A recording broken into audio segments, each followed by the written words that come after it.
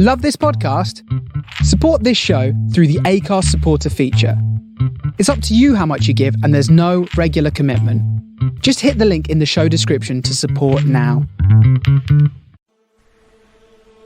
This episode of The House of Mystery is brought to you by Legacy Food Storage. The best way to protect your family is by being prepared. LegacyFoodStorage.com. New U.S. sanctions on Iran took effect today, 6 months after President Trump pulled the U.S. out of the international nuclear deal. The sanctions target Iran's shipping, financial, and energy sectors, all key to the country's already struggling economy. Bombs, which the FBI referred to as improvised explosive devices, were sent to the FBI's bomb laboratory in Quantico, Virginia. We're in Mexico again tonight as thousands of migrants try to find a faster way to the U.S. border.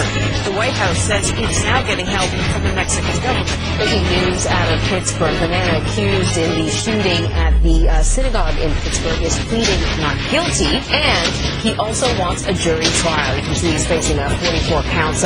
In the final seconds before the Boeing 737 MAX crashed into the water, it was traveling at more than 500 kilometers an hour. All 189 people on board were killed. You've now entered the House of Mystery. Crime, conspiracy, history, and science. With your hosts, Al Warren, Mike Brown, Julie Sav, Michael Butterfield, Dr. Joseph Usinski, and Michael Hawley. Heard on KCAA 106.5 FM Los Angeles, 102.3 FM Riverside, and 105.0 AM Palm Springs. Welcome back into the House of Mystery, and we are at the interview part of the show. Joining me to do the interviews, I've got people from around the world. We've got the famous Michael Hawley, who does the Jack the Ripper murders. Hello. And he's just washing the blood off his hand now. A knife. Yeah, and we got Brian Turnoff. I'm tipping my hat to all of you. Thank you very much. Hello, hello. And yeah, Mind's Eye Podcast. How's that going? It's going good. Can't complain. But I'm here doing House of Mystery, so let's focus here. Number one. Yeah, because my mind can't see. Now today, I've talked to our guest before, and he's got the book out that he's been talking about doing finally, and he had Brian Whitney help him out with that. So we've got Carl Denaro. Thank you for taking the time to talk to us today. Thanks for having me. So the book is called Son of Sam and Me. Now, I kind of know the story. I kind of know what's going on and everything, but I know a lot of listeners won't know. So first of all, how do you fit into the Son of Sam murders? How did you get involved? I involuntarily, to say the least. Yeah. But, I was shot on October 23rd, 1976, which turned out to be the second Son of Sam shooting. Maybe let's set this up. So the Son of Sam is better known now as David Berkowitz, who did get arrested and put in jail. He killed half a dozen people and wounded many, and this was in New York City in the mid-late 70s. So maybe set the stage of what you were doing that day and how it happened you got shot. Well, it was 5 days. I had enlisted in the Air Force in a delayed entry program. So I was scheduled to report to Lackland Air Force Base on October 28, 1976. So 5 days before, being a typical 20-year-old, went out with my friends, kind of like the last round of my final goodbyes. We had gone to a party, a house party that really wasn't that good. So we went back to the bar, the local neighborhood bar that we hung out at. And there I ran into a friend, Rosemary Keenan. So we had a few drinks and decided to to get away from the maddening crowd. So we got into our car and just drove around the neighborhood that was actually my neighborhood in North Flushing, New York, and came to a spot that looked like a good place to make out, and she pulled over in front of a darkened house, and we started making out, and I don't know, 4 or 5 minutes later, all hell broke loose. At the time, I didn't know that I was shot, but all the windows were blown out. Or the back window, I shouldn't say all the windows, but the side window and the back window was blown out, and I had glass shards all over me. Again, I didn't know I was shot, but I knew I was in trouble. And I told her, start the car, get out of here. And we headed back to the bar that we started at, which was about 10 blocks away. I got out of the car, walked into the bar, and basically collapsed. That's when my friends realized that I was in dire need of medical attention, and they drove me to Flushing Memorial Hospital. So you had no idea. What were you thinking when the back window smashed out? Were you thinking that there was just burglars or somebody was hassling? Like, what was your thought? It's kind of weird. I guess adrenaline kicks in and whatever else. I'm new at this, or I was new at this, and thankfully I still am. But I knew I was in trouble. As I mentioned in the book, being a bit of a smart aleck, I told the cops that I threw an ounce of pot out the window on my departure from the shooting scene. So I knew that. I mean, that tells me right there I knew something was up. But I really didn't hear any gunshots, and I didn't think I was shot. And again, I told the doorman at the bar. When I walked in, he said, "You don't look good." And I said, "I don't feel good." I said, "I think the car blew up," which obviously makes no sense, but that's what happens when you get a 44 in the back of your head. So about 4 a.m, I got to the hospital around 2:15 in the morning, and about 4 o'clock, a police officer asked me if he wanted to know if he should call my parents. And I asked him what time it was, and he said 4. And I said, "Dad," I said, "No." I said, "As long as I'm home by 7, my mother won't know I was out this late." And that's when he looked at me and said, "Son, you got shot in the head. You're not going home." And that's my first recollection of knowing I was shot. So when you were shot in the head, so what effect did it have on you, and how long did it take you to recover from that? I was in the hospital for 3 weeks the first go round, and basically just there was no painkillers except Tylenol, which was not good. I had a throbbing headache and a lot of swelling in the brain. So they were. Every couple of days, the doctors would come in and drain fluid from the back of my head with this huge needle, which, let me tell you, was extremely painful. And that took about, I guess the pain subsided after about 2 weeks. And in the 3rd week, they released me, and telling me that I could go home, but I had to stay inside because it was only a thin layer of skin protecting my brain from the outside world. And then 3 months later, January 20th of 1977, I was scheduled to go back so they could put a metal plate in the back of my head to cover up the hole that the bullet had made. So when did you first realize that it was part of the Son of Sam shooting? My first indication was at a civil hearing that the victims put together. So we went to court, civil court, to decide percentages if and when there was any money to be made from the David Berkowitz estate. And one of the lawyers, Harry Lipstick, kept saying to the judge, other people are involved. And I had no idea what he was talking about. So I asked my lawyer, and that's when he told me, he goes, Harry Lipstick thinks other people were involved. And it was interesting, but I didn't really think much more of it.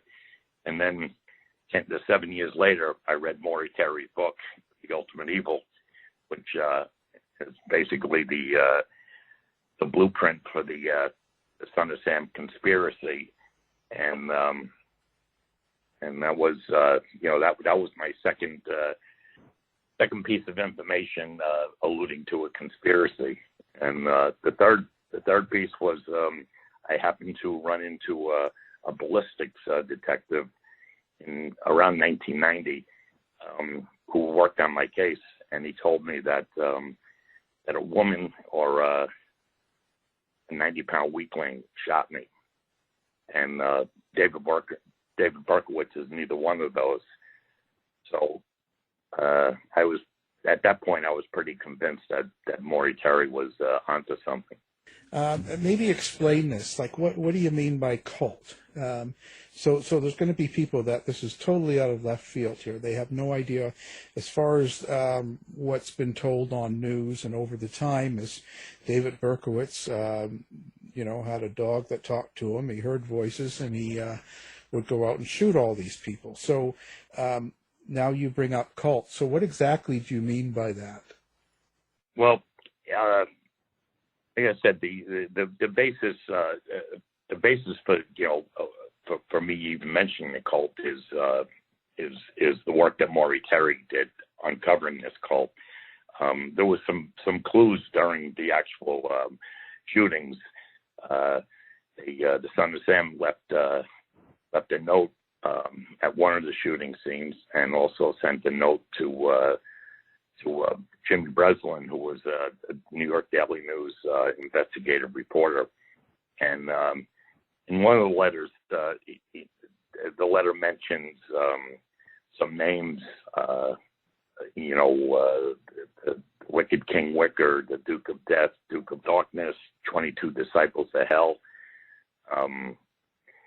And that really didn't go anywhere during the investigation for various reasons that I'm not even sure why that the police didn't follow up on some of those clues. Are you thinking that David Berkowitz was part of a cult, and he was doing things for the cult for a certain reason? Yeah, I mean, in the Son of Sam letters, the writer, mentioned 22 disciples of hell, which today I certainly believe that David Berkowitz was one of those 22 disciples. Some other people have been identified as the 22 disciples of hell, and based on the investigation that Maury did and the investigation that myself, Maury, and a few other researchers over the last 30 years, it's quite evident that more than one person was involved, a conspiracy just means it involves more than one person. I know it has bad connotations today, but that's all it means. And as far as the cult, there's more than enough information, specifically from the NYPD, that there was a cult that was active in Untermeyer Park in Yonkers, which is the city that David Berkowitz lived in, and Untermeyer Park is a park that he hung out in. What's the name of the cult, or do we know, and kind of what exactly was the point of them shooting you and others? Well, the name of the cult is loosely known as the Children, although during the investigation the cult really didn't have a name. It was just this satanic satanic cult that would have rituals in Untermeyer Park. And this is well documented. There's photographs of the altar that they used.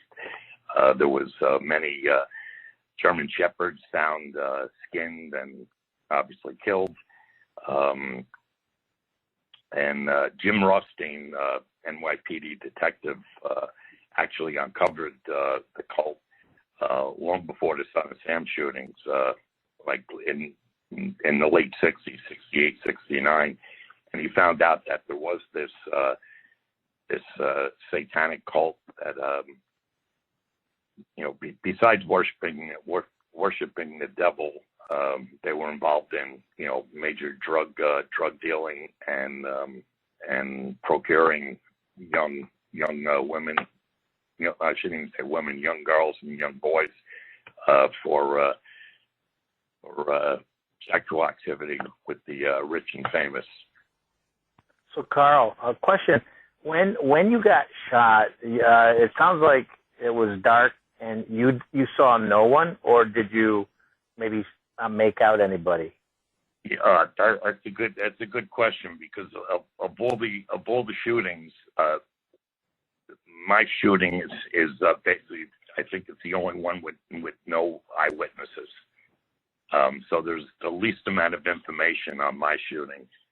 And ironically, of all the surviving victims, I'm basically the only one that has continued researching it to try to find out what happened, why, who did it, besides Berkowitz and other assorted questions. But no, I didn't see anything. Do any of your fellow victims, surviving ones, I mean, do they agree with you at all? Have you talked with them? What are their thoughts, or do they believe that it is Berkowitz?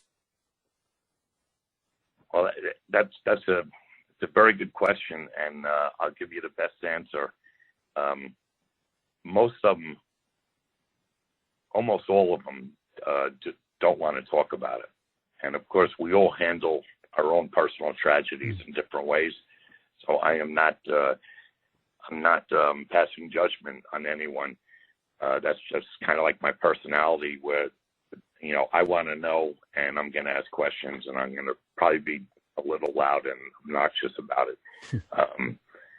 But it is kind of interesting that that none of the other victims, they did speak, obviously, at the time of the shooting, but as the years have gone by, they basically refuse to do interviews. They refuse to talk about it. I've reached out to several of them, and although I am friendly with one of the victims, she refuses to speak publicly about the case. And staying there, what about Rosemary, the person you were, that was your partner in crime, and in victimization. Right. What does she think about that thought and you writing this book? Well, I don't know if I was clear on that, but we weren't, boyfriend, girlfriend. We just kind of hung out in this big group that from Queensboro Community College. And I think we had gone on like maybe 2 dates. After I got shot, I wasn't allowed to have visitors. And she did visit me a couple times in the first couple of days, but after that there was no visitors, and then we basically lost touch. But I was also friends with her sister, who I reconnected with a couple of years ago, and she tells me that Rosemary refuses to talk about it, even with her family. So she's certainly not going to talk to me about it. I'm curious, and how about the police at the time? It sounds like, it's not the first time, let's say, law enforcement or somebody had a rush to judgment, then they figured they're going to stick to their guns, but it sounds like they were convinced that it was just Berkowitz, or were they mixed? Were there a few that thought possibly? Well, in my particular case, I guess I should have mentioned this early. The two detectives that were assigned to my case was Detective Blues and Detective Redmond Keenan, who was Rosemary's father. I didn't really think much of it until many, many years later when I started talking to law enforcement personnel, and they told me that's highly irregular, that, in a shooting case, that they would assign a detective whose daughter was involved in the shooting. So, it's just kind of weird. I don't think, I think in the beginning, that might have pushed the investigation in the wrong direction because, I was 20 years old. I had long brown hair. I was a self-avowed hippie, and I did smoke pot, and I liked to drink. And here's, Rosemary's father, the detective. Now his daughter's involved in a shooting, and he wasn't thrilled with me. And they immediately assumed it was a drug deal gone bad, which I assured him it wasn't. But I didn't really convince him. And I was, so basically for the 6 months, I had to defend myself to the police and my mother that it wasn't a drug deal. And I was, I was vindicated on March 10th in 1977 when the mayor of New York City, Abe Beame, and the police commissioner, Codd, announced that we have a serial killer. Five random shootings, or seemingly random shootings, were all tied to the same gun. They lost, they lost some time in looking for the culprit and looking for clues that might have helped them. But I'll be honest with you, I don't blame them. I don't blame them too much because there was no son. When I was shot, there was no son of Sam. There was no serial killer. And I lived in a neighborhood that was very low crime. It was upper middle class neighborhood. We didn't have shootings. I don't even think we had robberies back then. So they didn't have much to go on. Originally, except for a few visits by the two detectives on my case, I was never contacted by the NYPD, for any follow up or even when they called Berkowitz, I didn't even get a phone call. An official phone call saying, rest easy, we got your man. I found that out through a reporter who called my sister, who then called me. So that was, kind of a strange little thing. But all the information that I had on Berkowitz, I had the same information that the general public had by reading newspapers and listening to the news. I thought it was awfully crazy, the talking dogs and all, and all the crazy stuff that Berkowitz said while he was in the psych ward before he was sentenced. And then since then he's changed his story like 3 times. Eventually, he did say he made the whole thing up, and it was satanic cult, and he's very sorry, and there was no talking dog, and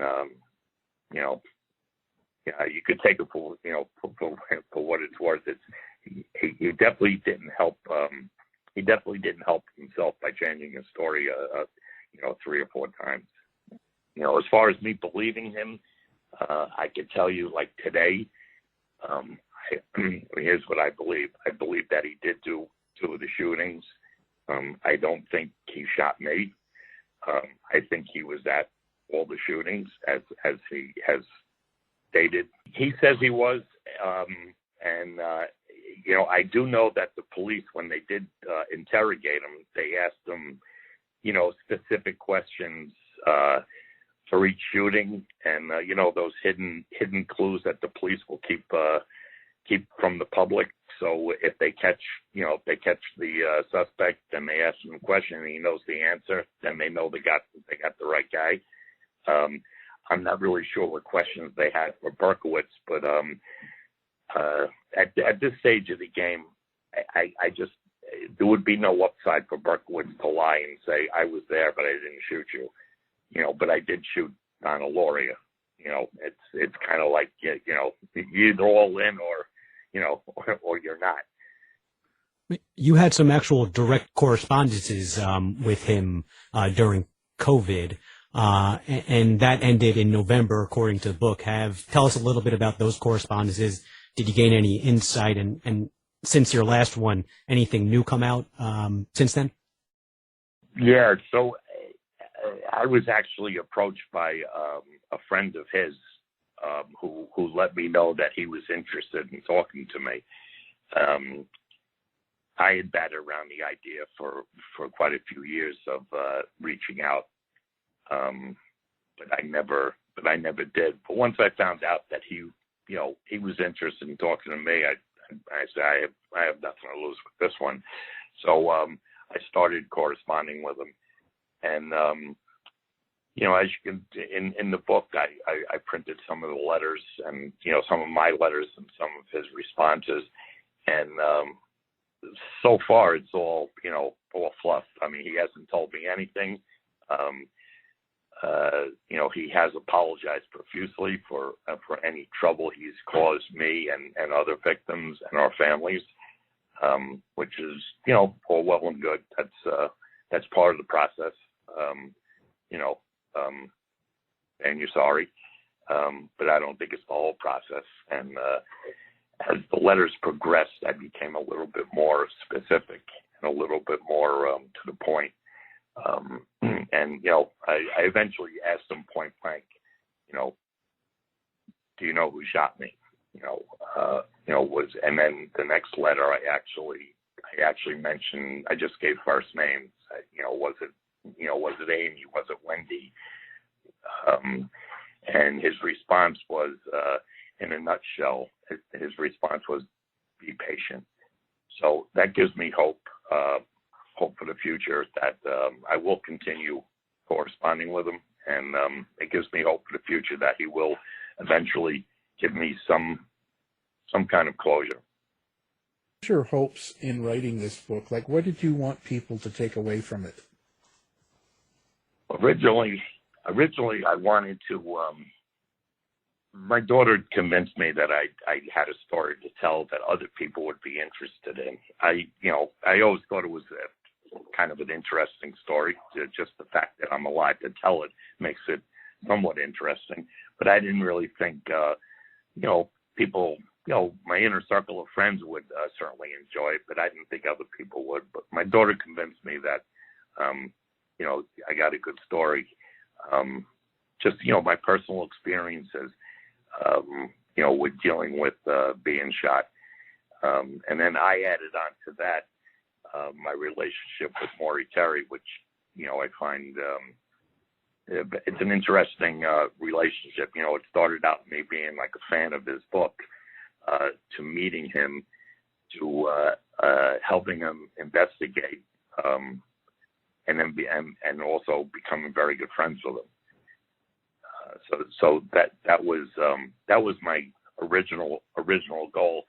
But as I started writing the book, I realized, as you mentioned in this interview, a lot of people for various reasons, their age or their interest, don't know who the son of Sam is or who David Berkowitz is, and why it matters. So I realized I had to go through each of the shootings. I had to give a background on Son of Sam, and I had to go through the shootings. During that process, I kind of felt like I was rewriting Maury Terry's book, which I did not want to do. So that became quite a struggle for me, because I needed to tell the shooting stories, so the whole story would make sense. But yet, like I said, every time I got into it, I felt like I was just, rewriting the ultimate evil. So hopefully I came up with a good balance.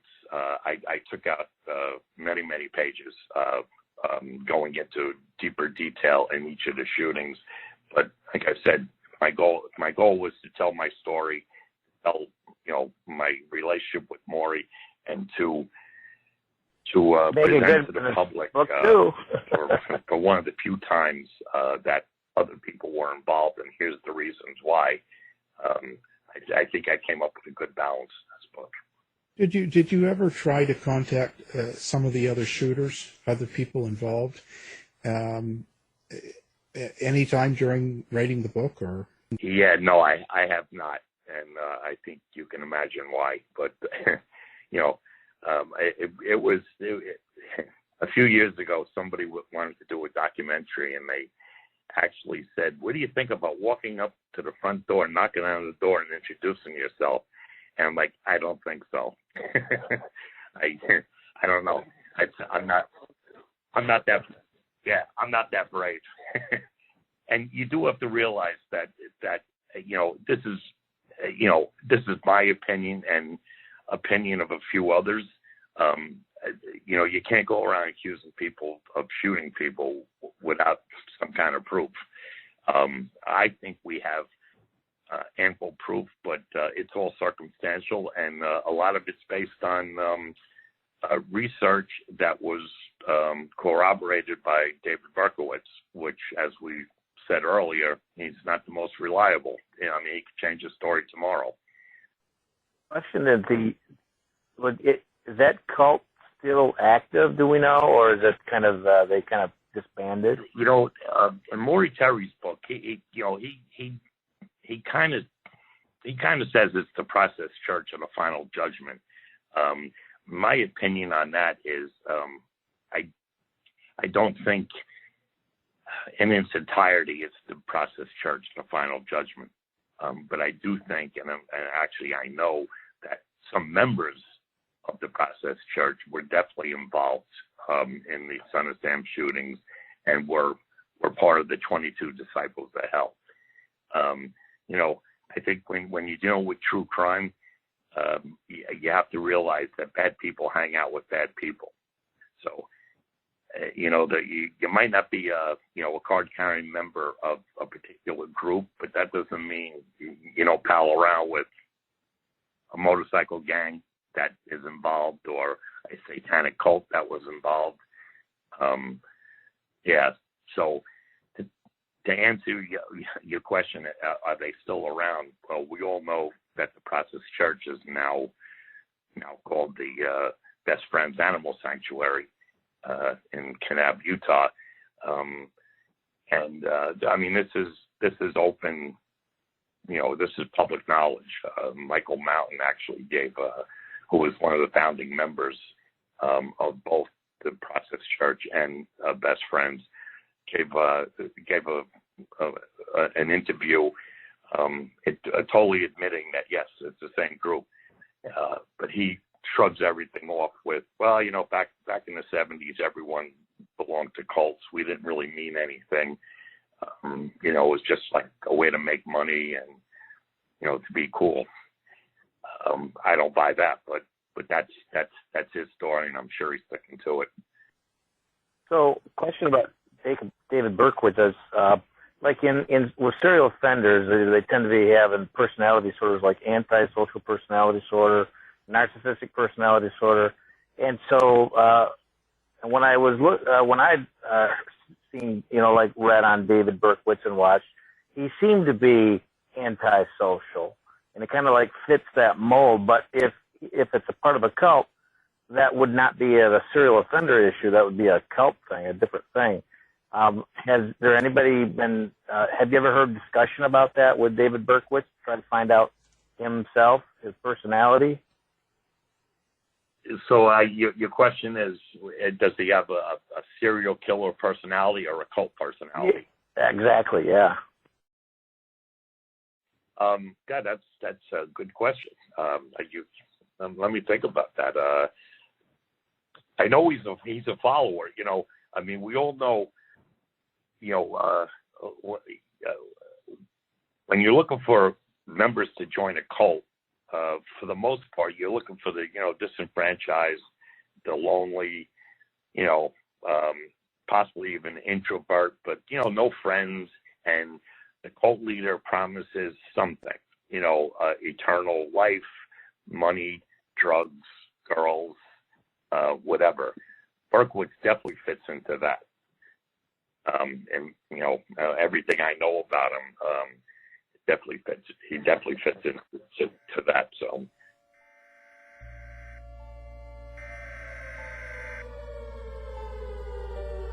We interrupt our programming. This is a national emergency. Important details will follow. Are you prepared? Legacy Food Storage. The best way to protect your family is by being prepared. Go now to legacyfoodstorage.com. Use coupon code HOM15 now for 15% off. Quick, go!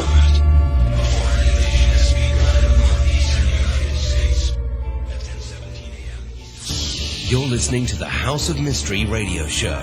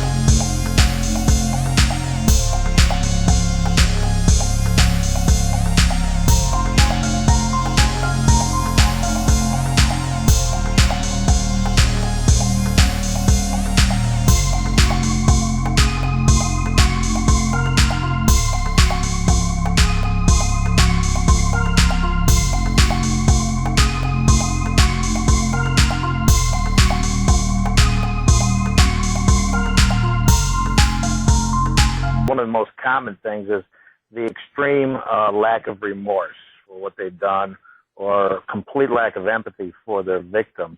You are not alone with that. I would say, based on my, not that I've done a study on it, but I administer one, and I belong to two, Son of Sam Facebook groups, and I could tell you, out of the 500 members, I would say it's split 50-50. That he's born again and he truly is sorry, and there's other ones are saying he's just looking to get out. And I don't know the real answer. My personal opinion is he's sincere, but that's just my personal opinion. If what you say and what you believe in your heart really is true, a woman shot you, it wasn't Berkowitz, she was part of a cult, a satanic one, they still exist, as you said, that's well documented. Aren't you afraid that coming out with this book could initiate something else or trigger something new? Aren't you afraid that they may have some retribution for this now? That's a good question, and I've been asked it quite a few times, and my answer is no. And I probably should be, or maybe I should be, but my thinking is, if you've gotten away with this for 45 years, and someone comes out of the woodwork and writes a book and says you did it, it just seems to me, if you're 65, 70, 71 years old, at this stage of the game, you're much better off just saying, I don't know what he's talking about. He's losing his mind.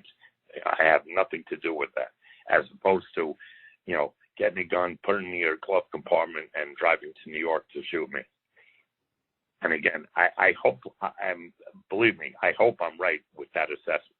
You have to realize that I was 20 when this happened, and the players, almost all the players were 24 to 31 at the time. So, Berkowitz is probably one of the younger ones, and He's 67, 68 years old. I was 20. He was 24. Oh, okay. So so Berkowitz is 68, going on. He'll be 69 whenever his birthday is. If you read some of the letters, and believe me, I cringed as I was typing some of the letters because I'm generally a nice guy, and I don't want to be mean, but my life is turned upside down because of him and his friends. But I didn't want to be like a total jerk. But I don't know, when I was rereading the letters, I was like, God, if someone's reading this, they're gonna think I made best friends with this guy. And I mean, trust me, we're anything but best friends. I just want answers. And I thought the best way to do it was to just appeal to his humanity, for whatever humanity he has. So, how has writing the book changed you now? Like, what did you learn anything new? Did you come out of it with new perspective that you never had before? Well, I can tell you this. What I learned is writing a book is extremely difficult and exhausting, and partly because of the subject matter. Writing about yourself is something I've never done, and I mean, I really don't have any deep, dark secrets, but just writing just personal stuff that or you hope anyway, that thousands, hundreds of people are going to read is a little disconcerting. But it's not terrible. I don't stay up at night worrying about it. As far as changing my life, not really. I mean, it's something I had to do, something I wanted to do, and I'm extremely glad that I was pushed by my daughter and by my girlfriend to finish it. But I'm glad I'm done. So now, Carl, you're going to get the bug, and then you're going to turn into a narcissist like us. Well, that's what everyone's telling me. That's what everyone's telling me. That I'm gonna forget about all my friends and move to Hollywood. That's not gonna happen. I lived there for 2 years. It was time to come. I left back in the 78 and came back in 80. It's funny to get away from the hubbub of Son of Sam. I left New York and went to L.A. Again, not the best location to go to get away. Well, I'll never walk away from the case. And like I said, it really wasn't the goal of the book, but one of my personal goals is to find out exactly what happened and more specifically who shot me. So until I find out the answers to that, I don't see me stopping what I've been doing for the last 40 years. Who knows? It might turn into another book. It might not. But believe it or not, as old as this case is, and as much research that I've done personally and shared with other people, and vice versa, them sharing with me, I get new information almost every other day. But most of it's nothing earth-shattering. It's just a connection. This guy is related to this person who is related to this person. And, and of course, most of it surrounds Yonkers, which is the epicenter of Son of Sam. My other kind of like hidden or personal goal is to find out why the victims were shot, including myself. I do not believe for a second, the law enforcement theory that Berkowitz or anyone else got in a car, drove around for hours waiting for the perfect chance. Because if that was it, there would have been shootings every other night. I mean, New York City and the vicinity is, we're walkers. We're not out west. We're not in cars. We're walkers. There's, on any given hour, on any given street, you can find somebody walking down the street. So I would like to know, and who knows if I ever get the answer, but I'd like to know how the victims were chosen and why. I have theories on some of them. I could share, mine for sure. I have nothing in my past that has anything to do with, drug sales or satanic worshiping or pedophilia or anything that I know is associated with this group. But as we talked about earlier, the girl I was with, her father was a detective. There could be something there. Unfortunately, Red Keenan is long gone. He passed away in the 80s. So I'll probably never know.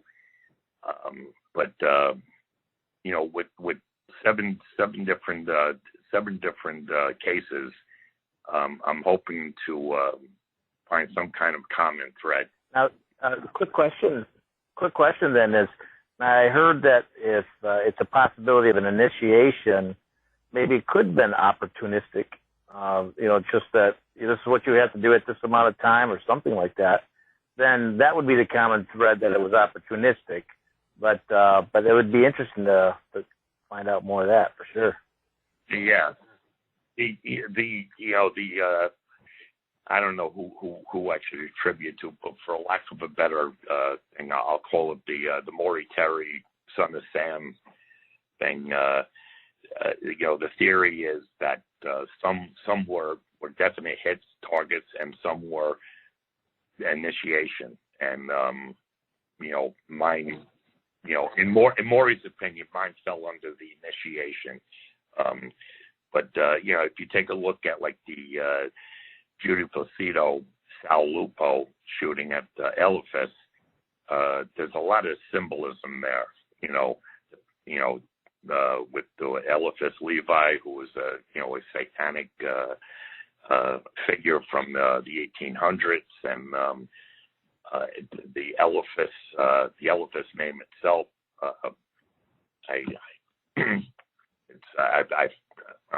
Forgive me, I forget exactly the tie-in, but if anyone Googles Eliphas, they'll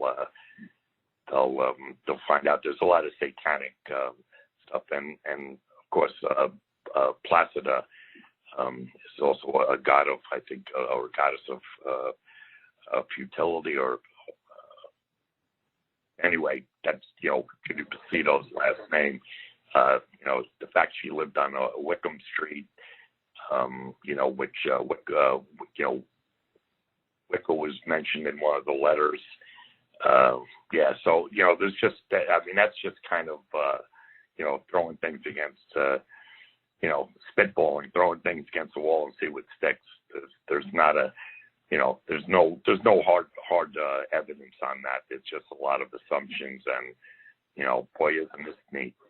It's interesting. So do you think that they stopped killing after the son of Sam was arrested and all that happened, or do you think they just continued doing what they were doing anyway? Oh, they without a doubt they continue doing what they're doing. That's one of that question is one of the favorite questions that law enforcement likes to throw at you or throw at me. And with the idea of, once we arrested Berkowitz, the shooting stopped. Well, that doesn't take a brain surgeon to figure out why they stopped. I mean, if you arrest a guy for being the 44 caliber killer, why in God's name would you pick up a 44 caliber and shoot somebody else while he's in jail? That would kind of put the heat right back on you. So I know I'm simplifying it, but not really.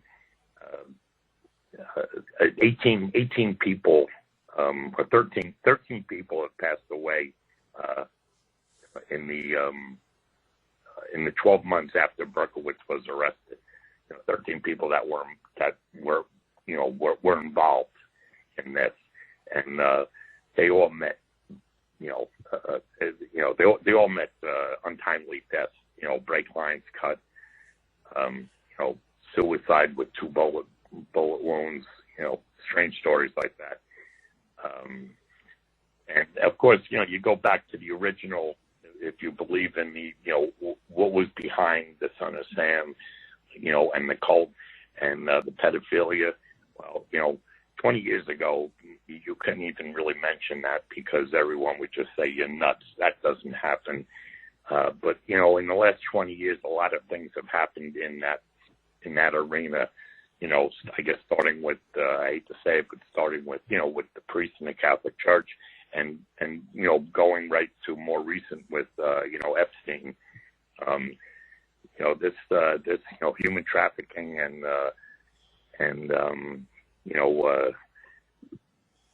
pedophilia is alive. Unfortunately, it's alive and well in the United States and around the world. So I do believe they're still doing what they do. I mean, that's a pretty big trail of death that was left behind after Berkowitz was arrested. So you would think that the police would be able to find it. At the time, there wasn't the same statistical pressure as there is now for precincts with quotas, particularly in New York. So why wouldn't the police want to catch the correct killer? A lot of stories would have to be rewritten. I'm sure if you're not, I'll tell you, over 300 NYPD personnel got promotions based on the arrest of Berkowitz. A few cops, actually made a career. That was their crowning glory.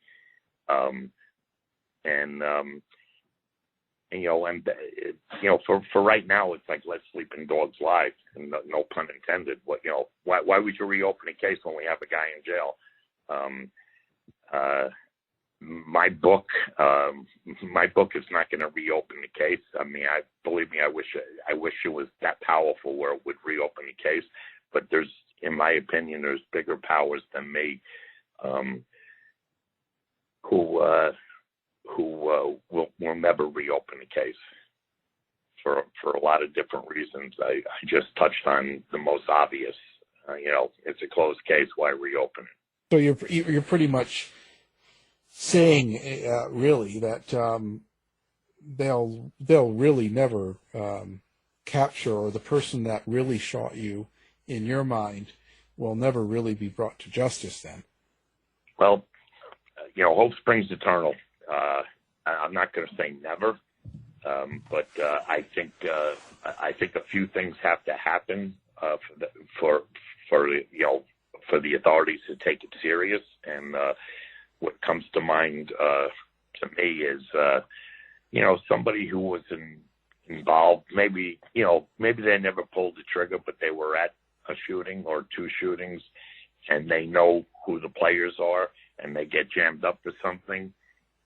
That's more serious than being at a shooting scene. Especially like mine, because it was a murder. Statute of limitations probably runs out on attempted murder. And they trade their information, and then that information could be corroborated by information that myself and some other researchers have, along with Berkowitz's testimony that is already on the record. That's a possibility, but I'm not holding my breath for it. I would like it, but I don't really see it. Yeah. Well, now, do you have a website yourself now, or where do you say people should go? Yeah, I will have a website. It should be up, and it's almost done. But it's very simple. Carl Denaro.com. My book will be available on it. I have some other things on there that may be of interest. In the Son of Sam, and I also, like I said, I'm the admin for the official Maury Terry Ultimate Evil Son of Sam Facebook group. You can always ask for to get into the group, but just give your listeners a fair warning. If you don't have any personal information, you're not getting in. I need to know. I need to know that you're a real person. I really don't care who you are, but I don't let people in with with no information and a funny name and a face, a profile picture that changes every 3 weeks. Because we don't need lurkers in the group. We need researchers. This is not an entertainment site. Yeah. So there you go, Brian. You're not getting in.